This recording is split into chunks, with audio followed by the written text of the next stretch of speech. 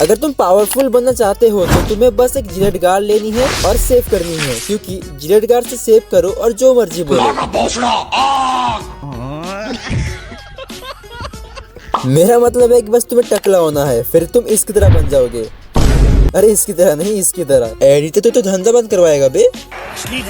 खैर तुम्हें तो पता ही होगा कि वन पंच मैन का सीजन 3 आ चुका है, वो भी हेंटे एनिमेटर्स की बदौलत। हाँ मतलब 6 साल का लंबा इंतजार हमने हेंटे देखने के लिए किया था। अब तो पक्का तुम इस टकले की तरह बन सकते हो।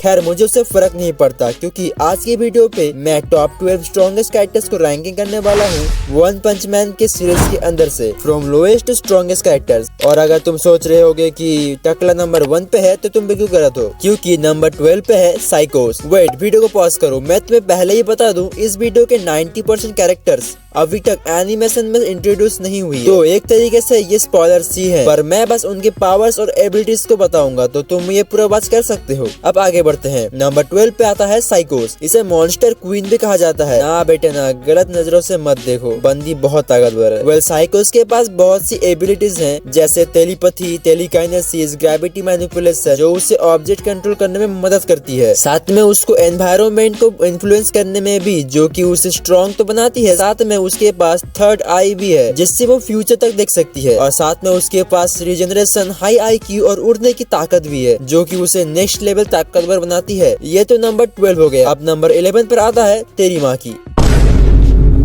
अरे मेरा मतलब है कि तात्सुमा की। चल झूठा। अब इस बंदी के पास क्या नहीं है?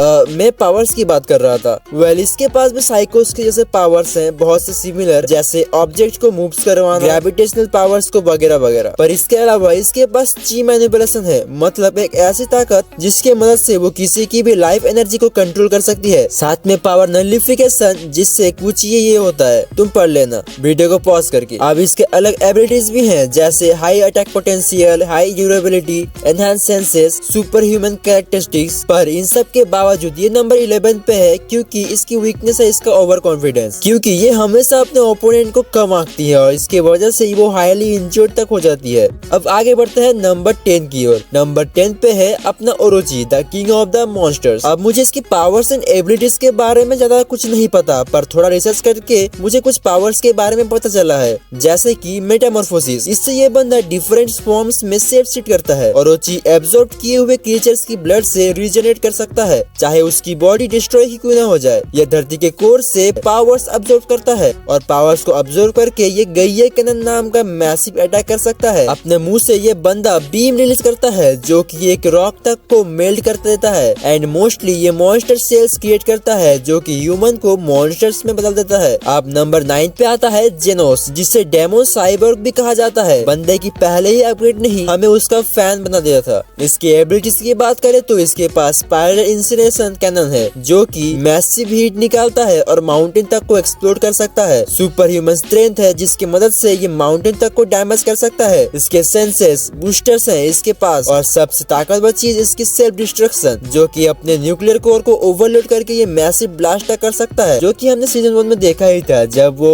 मॉस्क्विटो क्वीन से फाइट कर रहा था और मरने की हालत में ही था। हालांकि तब उसे वो करने से पहले टकले ने बचा लिया था। अब नंबर 8 पे आता है बोरोस। अब ये बंदा नंबर 8 क्यों डिजर्व करता है हम सबको पता है, क्योंकि इसी ने हमें साइतामा के साथ सबसे कूलेस्ट फाइट दिखाई थी अभी तक। आगे इससे भी कूल आएगी, फिर भी ये बंदा कमाल का था। अब आगे बढ़ते हैं नंबर 7 पर। नंबर 7 पर आता है कॉस्मिक गारो। हाँ ये बंदा नंबर 7 पे है। मुझे पता है कि इसकी और साइतामा की फाइट देखने के लिए खुद फैंस ने खुद के एनिमेशन तक बना दिए थे, जिस पर मिलियंस पर व्यूज आए हैं, पर ये बंदा नंबर 7 पे है मेरे लिस्ट पे। तुम्हारे अकॉर्डिंग ये अलग रैंक पे हो सकता है। अब इसकी एबिलिटीज के बारे में बात करते हैं। मैं पहले बता दूं, super human strength and super speed, durability सारे कैरेक्टर्स में डिफॉल्ट रहेंगे, तो मैं बार बार रिपीट नहीं करने वाला। गारो की पावर्स की बात करें तो अब नंबर 6 पर आता है ब्लास्ट। इस बंदे की क्या ही बात है, बंदे के पास dimension manipulation and gravity control की पावर है। ये पोर्टल्स खोल सकता है, जिससे ये किसी भी ऑब्जेक्ट को एक वास्ट डिस्टेंस तक टेलीपोर्ट करवा सकता है या फिर किसी और डायमेंशन में भेज सकता है। मैं बता दूं, ये पोर्टल खोल तो सकता है, लेकिन स्मॉल पोर्टल, जो कि एनिमी को दूर करने के लिए